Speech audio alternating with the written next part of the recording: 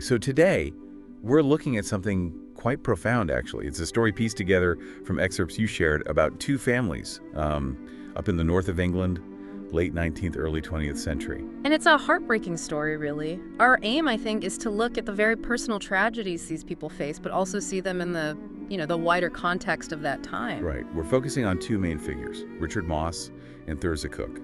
We'll follow their paths, their first families, before their lives eventually intersected. And what jumps out straight away from these notes is just the sheer weight of loss both Richard and Thurza carried even before they met. Yeah. It really sets the scene for the kind of challenges they were up against. It was a fragile existence. No kidding. Okay, let's start with Richard.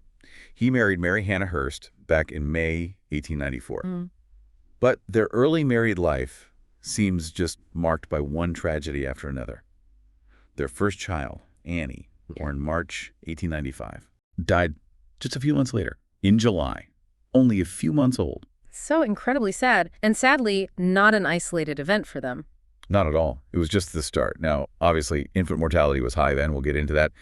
But does the text hint at anything specific, like recurring issues in their home, maybe? Yeah. Or the area? That's a good question. The excerpts don't spell out, say, a specific persistent illness or maybe, bad drains right by their house, things like that.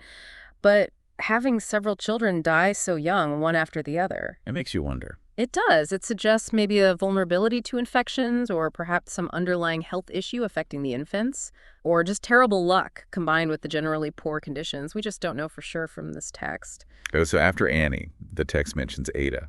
She died in December 1897, aged just 13 months.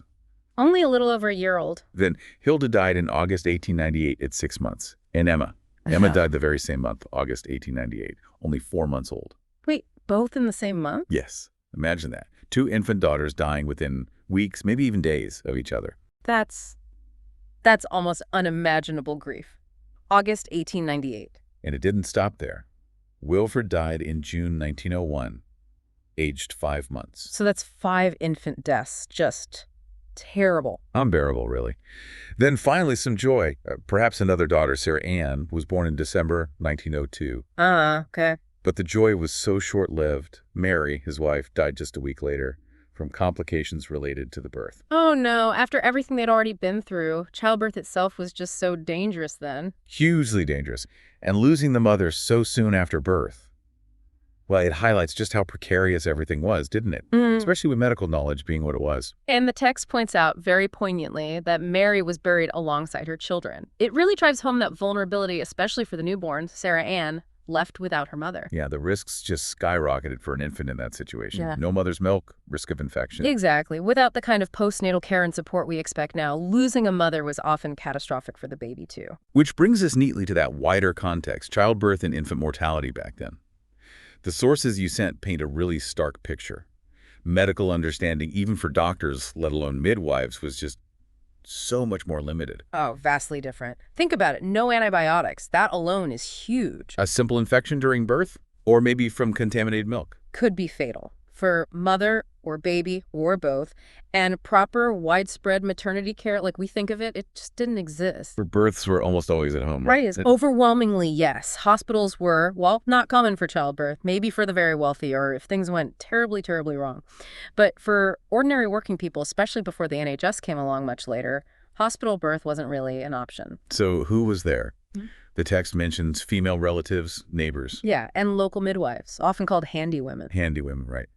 And these weren't necessarily formally trained professionals in the way we understand it now. Not usually, no. Many relied heavily on experience, on knowledge passed down through generations. There wasn't a universal standard of training. Was there any regulation at all? Well, the Midwives Act came in 1902. It started to bring in some regulation, certification, that sort of thing, but its impact wasn't immediate or universal. For a good while, many midwives still practiced based on that traditional experience rather than formal paperwork. So a very different world of care. Okay, let's switch focus now to Thurza Cook. While Richard and Mary were going through all this heartbreak, Thurza was also facing her own struggles. Her first husband was Arthur Cook. Yes, he worked at Moseley Common Colliery. Doing what exactly? The text says he loaded waste stone into wagons. Grueling work. And it mentions the journey to work too, doesn't it? It does a 5-mile walk each way from their home near Moorside Station. 5 miles there, 5 miles back, plus a hard day's physical labor in between. It just shows the sheer effort involved in just daily survival for working families then. Absolutely. And then tragedy struck Arthur. How did he die? It happened in the summer of 1901.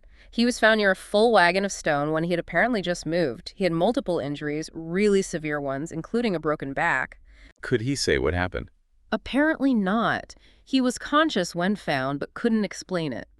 The belief, according to the text, was that he probably fell off a moving wagon. Does the text definitively say that, or is it speculation, given how dangerous collieries were? That's a fair point. It says it was believed he fell. Falling seems plausible given the injuries and the context. But you're right, collieries were inherently dangerous places. Heavy machinery, moving wagons, uneven ground. Other types of accidents weren't uncommon. The text doesn't offer alternatives, though. But the official verdict was? Accidental death, which left Thurza a widow. With how many children? 7. 7 children. Suddenly widowed.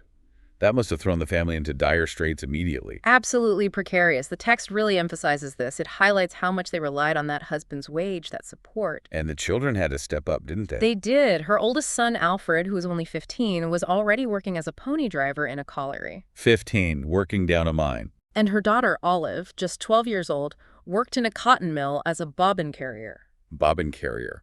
What did that involve for a 12-year-old? Basically, carrying the bobbins, the spools of thread around the mill, taking full ones to the machines, taking empty ones away. It sounds simple, but it would have been constant walking, likely noisy, demanding work, keeping the production line moving. Long hours, too, probably. For a 12-year-old girl, it just shows how essential every contribution was. But losing Arthur's income? That would have been a massive blow, no matter how hard the children worked. Immense. A huge burden fell on Thurza. Okay, so fast forward a couple of years. Richard is a widower. Thurza is a widow. And in November 1903, they marry each other. Finding some solace, perhaps, in that shared experience of profound loss, it must have created a significant bond between them. You'd think so. But sadly, their shared life wasn't free from further sorrow. No, the pattern continued, didn't it? They had a daughter, Lily, born in May 1904. But she only lived for 4 months. Oh, another loss. Just relentless. And here's another heartbreaking detail. Just 5 weeks before Lily was born, Richard's youngest child from his first marriage, little Sarah Ann.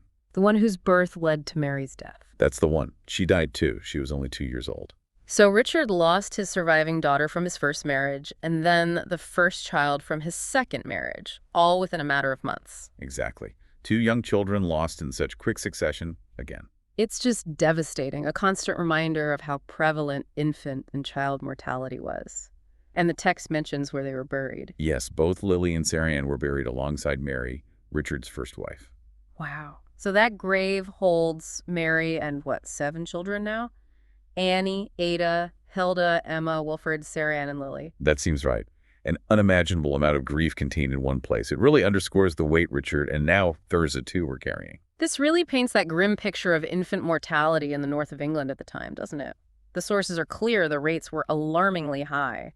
Late 1890s, early 1900s. Yeah, these personal stories, Richard and Mary's, Richard and Thurza's, they force you to look at the bigger picture, the environment that made this kind of repeated loss almost. Yeah. Well, not normal, but depressingly common for many. And the texts draw a very direct line between these personal tragedies and the harsh living and working conditions. That's key. Like the housing. Exactly. Cramped, often unsanitary housing, poor ventilation. These places were breeding grounds for infectious diseases. Things did improve later. The text mentions housing acts and council efforts. Sure, gradually. But in the period we're talking about, the turn of the century, many working-class families lived in really poor conditions. And what were the big killers for infants then? The text lists several. It does. It makes you think about places today still struggling with basic sanitation, actually. It really does. Diarrhea was a huge one, often from contaminated water or milk. Think about it. No reliable, clean water supply for many. Which also led to diseases like cholera and typhoid, right? Big outbreaks. Precisely. Then you had respiratory infections, pneumonia, bronchitis, made much worse by terrible air quality from industry and coal fires. Tuberculosis, too, mentioned as thriving in crowded cities. Yep, TB was rampant. And underlying all this, often, was malnutrition. Poverty meant families just couldn't afford enough nutritious food. And even milk, which seems so basic for babies, wasn't safe. Often not. Cow's milk could easily get contaminated. Hygiene standards were poor, and there was no pasteurization like we have today. It's easy to forget how many layers of risk there were. So what sort of numbers are we talking about? The text gives an idea of this scale. It's shocking. In some of the really heavily industrialized areas, infant mortality rates could reach Well, as high as 1 in 5 babies dying before their first birthday. 1 in 5. Just let that sink in. Almost unimaginable today in the UK. Utterly unimaginable. Okay, so amidst all this darkness, life did go on. Richard and Thurza had more children after Lily's death. Yes, they moved to Bolton at some point and had 2 more daughters there. Alice, born in 1906, and Leah in 1910. Why Bolton, do we think? The text suggests maybe a fresh start. It's certainly possible, after so much loss in their previous location, maybe moving offered a psychological break, a chance for something new. It's a very human impulse. The 1911 census gives us a snapshot of them in Bolton. It does. It shows Thurza living in Halliwell, which is part of Bolton. She's there with her 7 older children, the Cooks, and the 2 young Moss daughters, Alice and Leah. But Richard isn't listed with them. No. The text suggests he was likely working away from home at that point, possibly in Lincoln. Again, highlighting those economic pressures, families being separated for work. Very common. Men often had to follow the work wherever it was. And sadly, Thurza was to face widowhood again. Yes. Richard died the following year, 1912, while he was in Lincoln. He was only 47. 47. Still relatively young. So Thurza, having lost Arthur years before, now lost Richard too. A second time navigating that profound loss. But incredibly, her story continues. She didn't remain a widow. No, she married a 3rd time in 1913, a man named John Moorcroft. What did he do? He was a painter, worked at Booth & Sons Steelworks over in Horwich, near Bolton. And Thurza lived for quite a while after that. She did. She passed away in Bolton in 1932. She's buried in Swinton Cemetery in Bolton. And John Moorcroft. He was the beneficiary of her will. The text notes her estate was pretty modest. John himself died later in 1944 and was buried alongside Thurza. So they rest together. And then there's that fascinating little link at the end of the notes connecting back to something we've discussed before. Ah, yes. Quite unexpected. The text reveals that Thurza's father actually played a part in the story of Florence Galloway. Which was a case we covered in our Deep Lives series a while back. Exactly. So for listeners interested in how these lives sometimes weave together in surprising ways, they can dig back into our archives and find that connection. It shows how interconnected these northern communities could be. It really does. We've seen these immense, very personal tragedies pile up on the Moss and Cook families. Just relentless loss. And it's impossible to separate that from the time and place industrial northern England, turn of the 20th century. The conditions were just brutal. Brutal. The high infant mortality wasn't just bad luck. It was directly tied to things like poor housing, lack of sanitation, limited health care, dangerous work, contaminated food and water. All those factors we discussed. They created an environment where tragedies like these were far too common. Yet through it all, you see this incredible resilience, especially in someone like Thurza, losing 2 husbands, bearing so many children.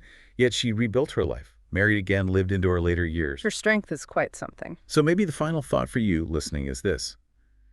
How do these incredibly personal stories, these glimpses into individual lives filled with such sorrow and struggle, change how we look at the history books? Yeah, how does hearing about Richard, Mary, Thurza, Arthur, and all those lost children make us understand the human cost behind the statistics of that era? It's more than just numbers, isn't it? It really brings it home. And it makes you reflect on the progress, thankfully, that's been made in public health medicine living standards. Definitely. But maybe it also prompts us to think about vulnerabilities or inequalities that might still exist today, even with all our modern advancements. Where are people still facing disproportionate risks? A powerful question to end on. Thank you for joining us.